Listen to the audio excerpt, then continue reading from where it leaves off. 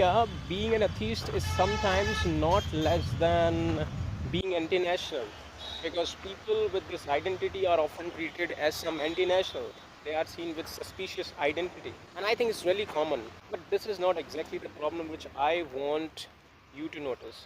The main problem is that in the name of religion today, people misuse their power and they dupe people like us. How many of you know about social corporate responsibilities? I think many of you.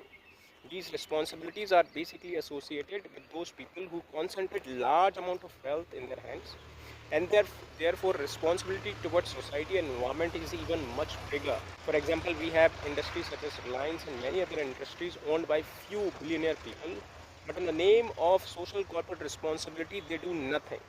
Now, let me first tell you about the exact situation in America. We know that in India, we don't have as big companies as in Americas, right? And these American companies are not famous just because they earn a huge amount of profit annually, but sometimes because they are very dutiful towards their culture. The culture is that they have to safeguard environment and protect people living nearby the industries installed and established. Now, what happens in India? It's almost opposite.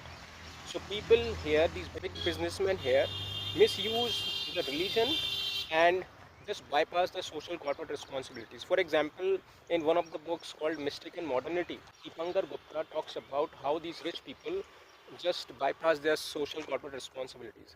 What happens is that when the time comes to safeguard environment, they just do one thing. They visit a certain kind of temple and religious institution, and where they announce a certain amount of charity, and this particular action and event is recorded and circulated everywhere through media.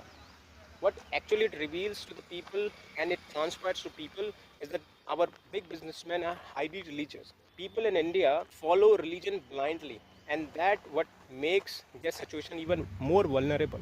Now we people start appreciating these big businessmen, calling them quite religious identity. But what we forget is that the responsibility is to pay a certain amount of money to safeguarding the environment, which they bypass, which they completely evade. And I think we must be at least calculating on this point, because in India, people are highly governed by their emotions, and religion acts upon our emotion. People who are sentiment about religion often seen these kinds of donations by these rich people enough, and we therefore don't ask them questions about their social corporate responsibilities.